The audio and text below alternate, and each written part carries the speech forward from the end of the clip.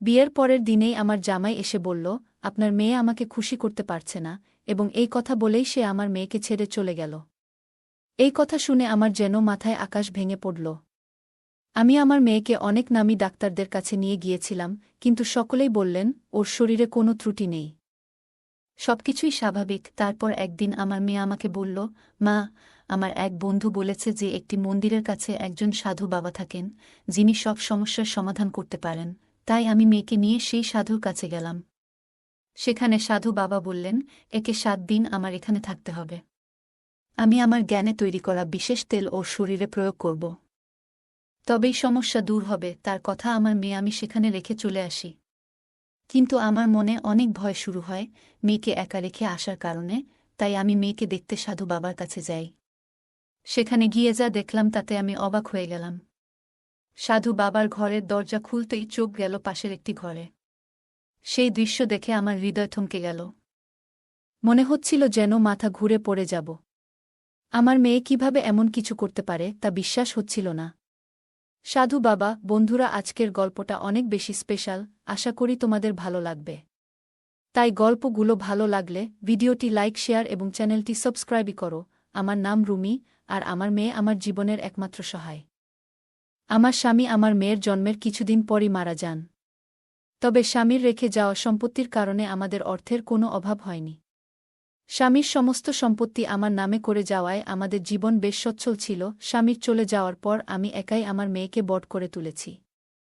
যখন সে বিয়ের যোগ্য হয়ে উঠল, আমি তার বিয়ের আয়োজন করতে শুরু করলাম। বিয়ের প্রস্তুতির জন্য আমার শাশুড়ি ও জেঠানি গ্রামের বাড়ি থেকে এসে সাহায্য করলেন, যার ফলে মেয়ের বিয়েটা খুব সুন্দরভাবে সম্পন্ন হয়। তখন আমি খুবই খুশি ছিলাম যে মেয়ের বিয়ের সমস্ত দায়িত্ব ঠিকঠাকভাবে শেষ হয়েছে। বিয়ের কিছু রীতিনীতি বাকি ছিল, আর আমি সব আত্মীয়স্বজনদের বিয়েতে আমন্ত্রণ জানিয়েছিলাম। সবাই আমার সাথে অত্যন্ত ভালো ব্যবহার করেছেন, কখনো কোনো সমস্যা তৈরি হয়নি। তবে বিয়ের পরে আমার মেয়েকে সেখানে একা রেখে আসতে আমার মন কিছুতেই স্থির হচ্ছিল না। তাকে একা রেখে আসা যেন ঠিকঠাক মনে হচ্ছিল না। তাই আমি আবার ফিরে গেলাম মেয়ের কাছে। সেখানে পৌঁছে যা দেখলাম তাতে আমার মাটি যেন পায়ের তলা থেকে সরে গেল। আমার স্বামীর অনুপস্থিতি যেন আমার জীবনে তেমন কোনো শূন্যতা তৈরি করেনি। চারপাশের সবাই নিজের মতো করে আমাকে সহায়তা করছিল। তাদের এই ভালোবাসা ও সহযোগিতায় আমার চোখে জল এসে গেল। আমার মনে হচ্ছিল, যদি আজ আমার স্বামী বেঁচে থাকতেন তাহলে মেয়ের বিয়েতে কতটাই না খুশি হতেন। কিছু দিনের মধ্যেই আমার মেয়ের বিয়ে ধুমধাম করে সম্পন্ন হল। সে তার শ্বশুরবাড়ি চলে গেল। বিদায়ের সময় আমি খুব কেঁদেছিলাম, কারণ সে ছিল আমার স্বামীর শেষ স্মৃতি। কিন্তু মেয়েরা তো একদিন না একদিন শ্বশুরবাড়ি চলে যায়। তাই আমি মেয়ের সুখী জীবনের জন্য ঈশ্বরের কাছে প্রার্থনা করলাম। সবকিছু মিটে যাওয়ায় আমার মনে এক শান্তি এলো। আমি ভগবানের কাছে কৃতজ্ঞ ছিলাম যে তিনি আমার মেয়েকে ভালো একটি পরিবার দিয়েছেন। পরের দিন হলঘরে বসে আমি মেয়ের স্মৃতিতে অশ্রুসিক্ত হচ্ছিলাম। এই পৃথিবীর নিয়মটাই অদ্ভুত। সারা জীবন নিজের হাতে বট করে তোলার পর মেয়েকে একদিন অন্য কেউ এসে নিজের ঘরে নিয়ে যায়। কাঁদতে কাঁদতে যখন মনে একটু হালকা অনুভব করছিলাম, তখন পাশের ঘর থেকে আমার ফোনের ঘণ্টি বাজতে লাগল। মেয়ের চলে যাওয়ার পর অতিথিরাও ধীরে ধীরে বিদায় নিয়েছিল। কেবল ঘনিষ্ঠ কয়েকজন আত্মীয় ঘরে রয়ে গিয়েছিল, যারা সবাই ঘুমিয়ে পড়েছিল। কিন্তু আমি তখনও হলঘরে একা বসেছিলাম। বিয়ের পরদিনই মেয়ের অনুপস্থিতিতে বাড়িটা একেবারে ফাঁকা ফাঁকা লাগছিল। একদিনের মধ্যেই যেন সব বদলে গেছে। ঘরে একা বসে থাকতে অস্বস্তি হচ্ছিল, তাই একটা গভীর শ্বাস নিয়ে নিজের ঘরে চলে গেলাম। কিন্তু ততক্ষণে ফোনের রিং বন্ধ হয়ে গেছে। বিছানায় শোয়ার আগে মেয়ের সুখের জন্য আবারও ভগবানের কাছে প্রার্থনা করলাম, যেন সে তার নতুন সংসারে সুখী থাকে। পরের দিন অতিথিরাও বিদায় নিল, আর আমি পুরোপুরি একা হয়ে গেলাম। আমার বাড়ির কাজের লোকের কাজ শেষ করে চলে যেত, ফলে বাড়িতে আমি একাই থাকতাম।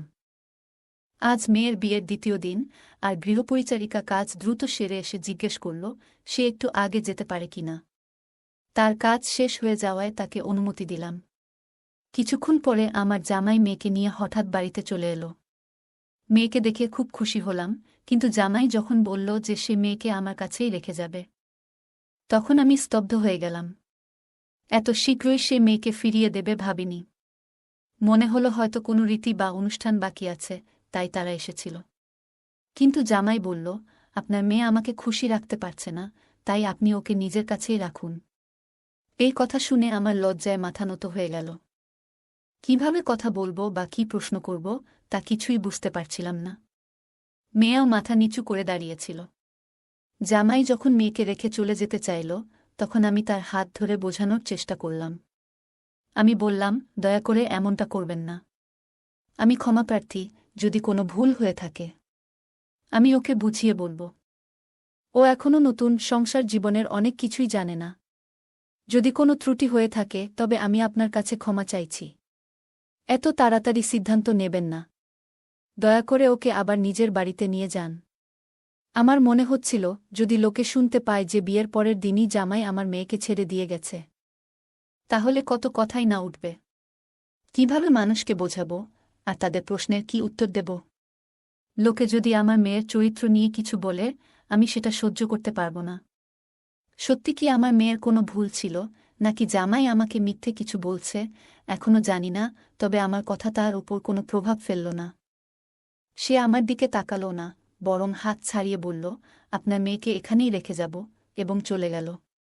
তখন আমার মনে নানা প্রশ্ন জাগতে লাগল। হয়তো মেয়ে কিছু বলতে অস্বীকার করেছিল, হয়তো তাদের মধ্যে কোনো ঝগড়া হয়েছিল। চোখে জল নিয়ে মেয়ের দিকে তাকালাম, দেখলাম সেও কাঁদছে। তাকে নিয়ে ঘরের ভেতর এসে বসলাম। এরপর আমি মেয়েকে নামকরা ডাক্তারদের কাছে নিয়ে গিয়ে পরীক্ষা করালাম। কিন্তু সব ডাক্তারই বললেন যে সে সম্পূর্ণ সুস্থ, ওর মধ্যে কোনো ত্রুটি নেই। তখনই আমি সিদ্ধান্ত নিলাম যে জামাইয়ের কাছে গিয়ে সরাসরি জিজ্ঞেস করব, যখন আমার মেয়ে সম্পূর্ণ সুস্থ, তাহলে আপনি এমন অভিযোগ কেন তুললেন? মেয়েকে বললাম, আমি এখনই এর উত্তর খুঁজে বের করব। আমি ভাবছিলাম যে জামাইয়ের কাছে প্রশ্ন করবই। আমার কথা শুনে মেয়ে বেশ ভয় পেয়ে গেল এবং তার হাত কাঁপতে লাগল। সে বলল, মা প্লিজ, তুমি ওকে কিছু বলো না। কে জানে ও তোমার কথা শুনবে কি না। যদি রাগ করে আমাকে ছেড়ে চলে যায় বা অন্য কিছু করে বসে। মেয়ের কথা শুনে আমার মন আরও জটিলতায় ভরে উঠল। আমি লক্ষ্য করছিলাম, এই বিষয়ে কথা বলার সময় মেয়ে চোখ সরিয়ে কথা বলে, যা আমার কাছে অদ্ভুত লাগছিল। কিন্তু মেয়ের জন্য সবকিছু চুপচাপ সহ্য করছিলাম। আমার মন তখন দ্বিধায় ছিল, কার ভুল আর কার কথা সত্যি। সত্যটা জানা আমার জন্য সহজ ছিল না, তবে তাড়াহুড়ো করে কিছু সিদ্ধান্ত নেওয়া ঠিক হবে না। কিছুক্ষণ পর আমরা গাড়িতে উঠে বাড়ির পথে রওনা দিলাম, কিন্তু সেই প্রশ্নগুলো মাথায় ঘুরতেই থাকল। মনে হচ্ছিল এমন কিছু হয়তো আছে যা আমি এখনও বুঝে উঠতে পারিনি। হয়তো জামাই মেয়েকে পছন্দ করে না এবং অন্য কাউকে পছন্দ করে। তাই সে আমার মেয়েকে দোষ দিচ্ছে, নাকি সত্যিই আমার মেয়ের মধ্যেই কোনো ভুল আছে, এইসব চিন্তা আমাকে আচ্ছন্ন করে রেখেছিল। এইসব ভাবতে ভাবতেই কখন যে আমরা বাড়ি পৌঁছলাম টের পাইনি। কিছুক্ষণ পর মেয়ে নিজের ঘরে চলে গেল। রাতের খাবার শেষে সে আমার জন্য চা বানিয়ে এনে আবার নিজের ঘরে চলে গেল। কিছুক্ষণ পর সে শান্ত কণ্ঠে আমার কাছে এসে বলল, মা, আমার এক বান্ধবী বলেছে, গ্রামের বাইরে এক মন্দিরের পাশে একজন সাধুবাবা থাকেন, যিনি সব সমস্যার সমাধান করতে পারেন। যদি সেখানে যাই হয়তো কিছু সমাধান মিলবে। মেয়ের কথা শুনে অবাক হলাম। বললাম, ঠিক আছে, তুই যদি তাই চাস, তবে আমরা সেখানে যাব।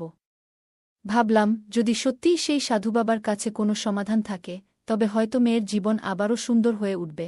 আমার সম্মতি পাওয়ামাত্রই মেয়ে যেন তাড়াহুড়ো করে প্রস্তুত হয়ে গেল। তার এমন তাড়াতাড়ি দেখে একটু অবাক হলেও বেশি মনোযোগ দিলাম না।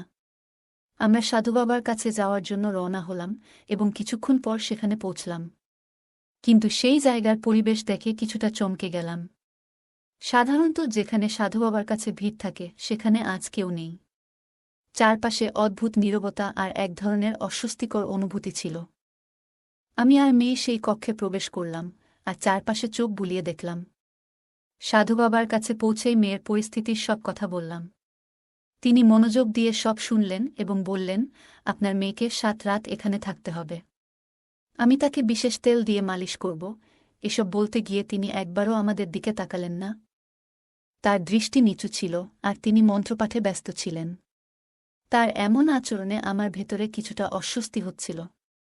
কিন্তু ঠিক কী ব্যাপারটা অস্বাভাবিক মনে হচ্ছে তা বুঝতে পারছিলাম না। মেয়েকে সেখানে 7 দিন রেখে যাওয়ার চিন্তা মন থেকে মেনে নিতে পারছিলাম না, তবুও যেন পরিস্থিতির চাপে বাধ্য হলাম।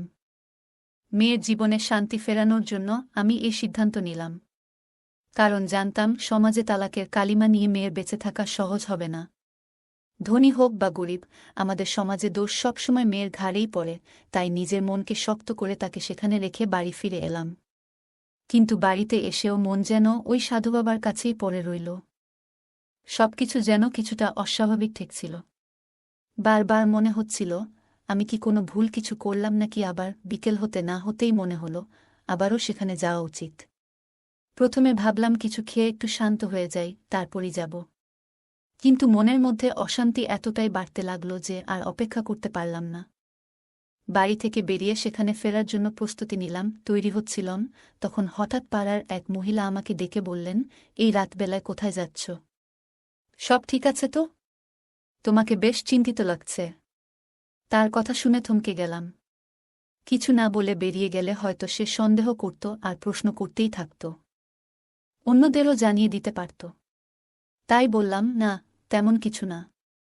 মায়ের কাছে যাচ্ছি, মনটা খারাপ লাগছে, মাকে খুব মনে পড়ছে। আমার মাকে সবাই চিনত, মাঝে মাঝে তিনি আমার এখানে 1 সপ্তাহের জন্য এসে থাকতেন।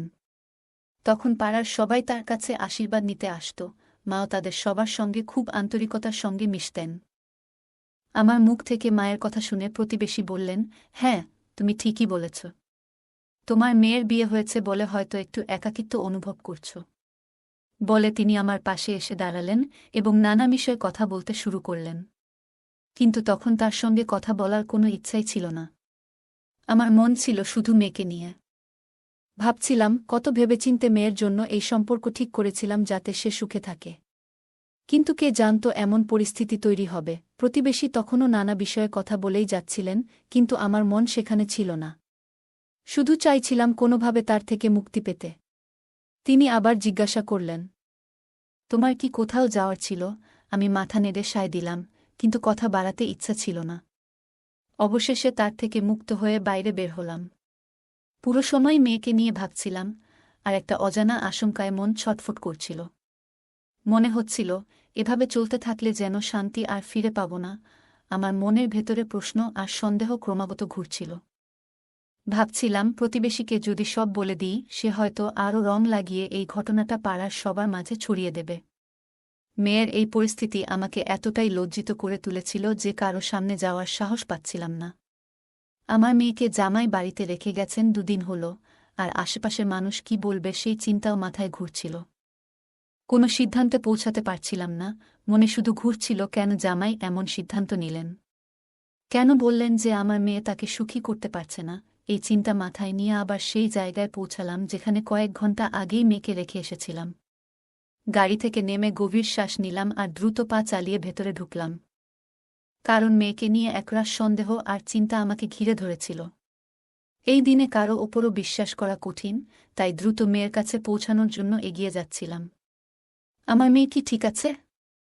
জানি না, 1 ঘণ্টায় সে কেমন আছে। সাধু বাবার ঘরের দরজা খুলতেই চোখ গেল পাশের একটি ঘরে। সেই দৃশ্য দেখে আমার হৃদয় থমকে গেল। মনে হচ্ছিল যেন মাথা ঘুরে পড়ে যাব। মেয়ে কিভাবে এমন কিছু করতে পারে তা বিশ্বাস হচ্ছিল না।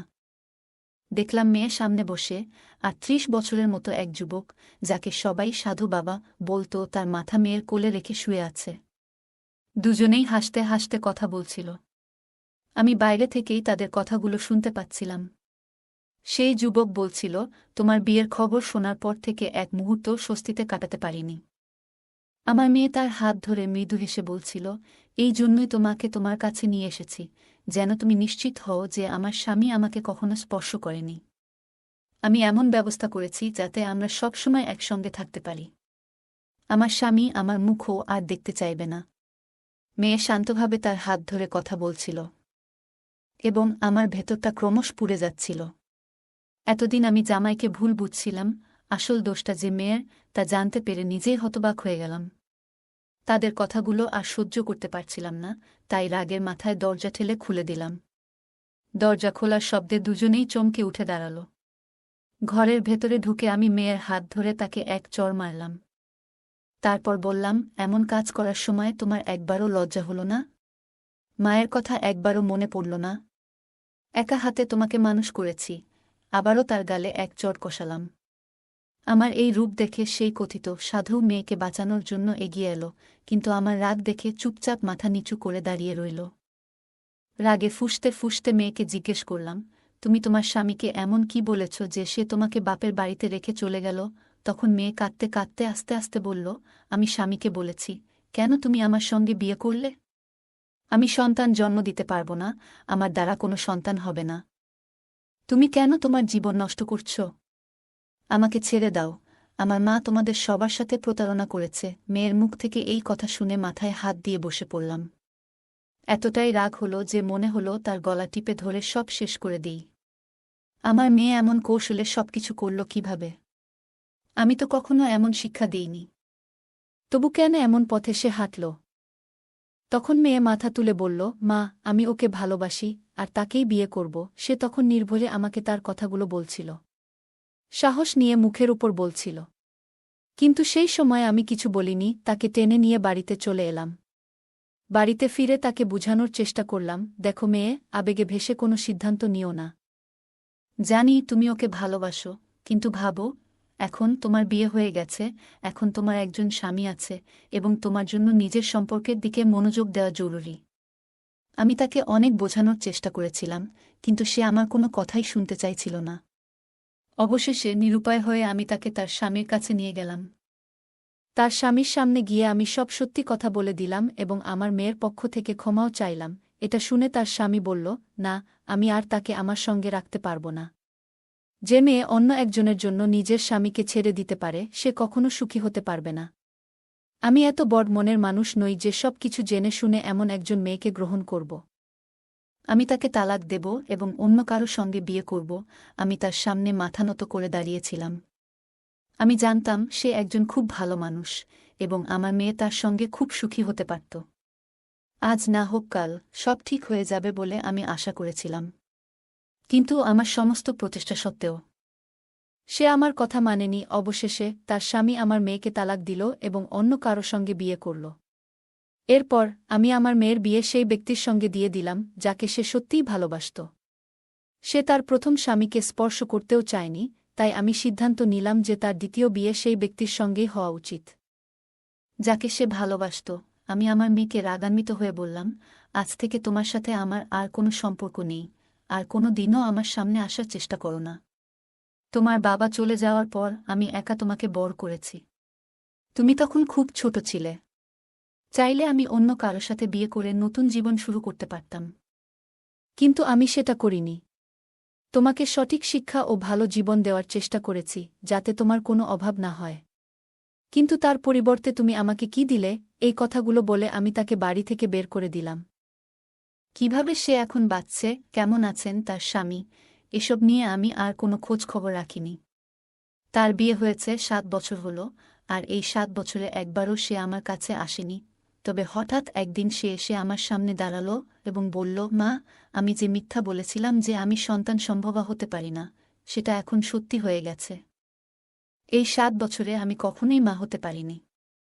এখন শাশুড়ি আমার স্বামীকে অন্য কাউকে বিয়ে করার জন্য বলছেন, কারণ আমি তাকে কখনো বংশের উত্তরাধিকার দিতে পারব না। এ নিয়ে আমাদের মধ্যে প্রায় ঝগড়া হয়। তাকে আমি বললাম, তুমি যে ভুল করেছিলে তার ফলই এখন ভুগছ। সে তখন আমার সামনে হাত জোড় করে বলল, মা, আমি তোমার কাছে অপরাধী, আমাকে ক্ষমা করে দাও। আমি তাকে বললাম, আমার কাছে ক্ষমা চেয়ে কোনো লাভ নেই, বরং তোমার প্রথম স্বামীর কাছে ক্ষমা চাও, কারণ তার কোনো দোষ ছিল না, তবুও তুমি তাকে তার অধিকার থেকে বঞ্চিত করেছিলে। যদি সে তোমাকে ক্ষমা করে তাহলে আমিও তোমাকে ক্ষমা করব। আমার কথা শুনে আমার মেয়ে তার প্রথম স্বামীর কাছে গেল এবং তার কাছে ক্ষমা চাইতে লাগল। আশ্চর্যের বিষয়ে তার স্বামী তাকে সঙ্গে সঙ্গে ক্ষমা করে দিল, কারণ সে নিজের জীবনে খুবই সুখী ছিল। এরপর ঈশ্বরের আশীর্বাদে 9 বছর পর আমার মেয়ের ঘরে একটি সুন্দর পুত্র সন্তানের জন্ম হল। তখনই সে উপলব্ধি করল যে একজন মা তার সন্তানের জন্য কতটা চিন্তা করেন এবং সেই অনুভূতি কতটা গভীর। আসলে যতক্ষণ না একজন মেয়ে নিজে মা হয় সে কখনোই তার মায়ের কষ্ট এবং ত্যাগ পুরোপুরি বুঝতে পারে না। এরপর আমার মেয়ে আবার আমার কাছে ফিরে এলো এবং আমার সামনে হাত জোড় করে ক্ষমা চাইল। তখন আমি তাকে মন থেকে ক্ষমা করে দিলাম। গল্পের মেয়েটি আবেগপ্রবণ হয়ে প্রথমবারের মতো প্রেমের প্রতি টান অনুভব করে, যা তাকে স্বামী ও পরিবারের দায়িত্ব থেকে বিচ্যুত করে। আবেগপ্রবণ হয়ে মুহূর্তের সিদ্ধান্ত নেওয়ার ফলে জীবনে কিভাবে সমস্যার সৃষ্টি হতে পারে তা এই গল্পে স্পষ্টভাবে প্রতিফলিত হয়। তাই আবেগের মধ্যে থেকেও চিন্তাভাবনা এবং বাস্তবতার বিবেচনা করা জরুরি। প্রথম স্বামীর প্রতি মেয়েটির আচরণ ছিল এক ধরনের বিশ্বাসঘাতকতা। এই ঘটনাটি আমাদের শেখায় যে সম্পর্কের ভিত্তি বিশ্বাস ও শ্রদ্ধার উপর দাঁড়িয়ে থাকে, সেখানে একবার বিশ্বাসঘাতকতা ঘটলে তা পুনরুদ্ধার করা অত্যন্ত কঠিন। এটি বোঝায় যে সঠিক ও আন্তরিক সম্পর্ক বজায় রাখা কতটা গুরুত্বপূর্ণ। মেয়েটির প্রথম স্বামী তাকে ক্ষমা করার মধ্যে যে মহানুভবতা দেখিয়েছিল, তা আমাদের শেখায় যে ক্ষমার মাধ্যমে মানসিক শান্তি এবং সুখ পাওয়া যায়। ক্ষমা না করলে মানুষ নিজের মনে দুঃখ ও বিদ্বেষ বহন করে চলে। ক্ষমার শক্তি শুধুমাত্র নিজেকেই নয়, অপরপক্ষকেও শান্তি দিতে পারে। গল্পে মেয়েটির মা তার সন্তানকে সব রকম ত্যাগ স্বীকার করে বট করেছিলেন, কিন্তু মেয়েটি তা তখন উপলব্ধি করেনি। কিন্তু নিজে মা হওয়ার পর সে উপলব্ধি করল, একজন মা কিভাবে তার সন্তানের সুখ দুঃখ নিয়ে চিন্তা করেন। এই শিক্ষা আমাদের বোঝায় যে যতক্ষণ না কেউ নিজে সেই অভিজ্ঞতা লাভ করে, ততক্ষণ সে অন্যের ত্যাগ ও কষ্ট পুরোপুরি বুঝতে পারে না। গল্পের শেষে মায়ের ক্ষমা এবং মেয়ের সঙ্গে পুনর্মিলন আমাদের শেখায় যে সত্যিকারের ভালোবাসা কখনো দূরত্ব মেনে নেয় না। ভালোবাসা এবং সম্পর্ক যতটা ভেঙে যাক না কেন, সঠিক উপলব্ধি এবং ক্ষমার মাধ্যমে সম্পর্ককে আবারও মজবুত করা সম্ভব। বন্ধুরা, আজকের গল্পটা এখানেই শেষ। আশা করি গল্পটি আপনাদের ভালো লেগেছে। যদি গল্পটি আপনার হৃদয় ছুঁয়ে যায়, তাহলে অবশ্যই লাইক করতে ভুলবেন না। আপনার মতামত কমেন্টে জানাতে পারেন এবং আপনার বন্ধুদের সাথে গল্পটি শেয়ার করুন। এমনই আরও মজার এবং আবেগঘন গল্পের জন্য আমাদের চ্যানেলটি সাবস্ক্রাইব করুন এবং বেল আইকন চাপতে ভুলবেন না, যাতে আমাদের কোনো গল্প আপনারা মিস না করেন।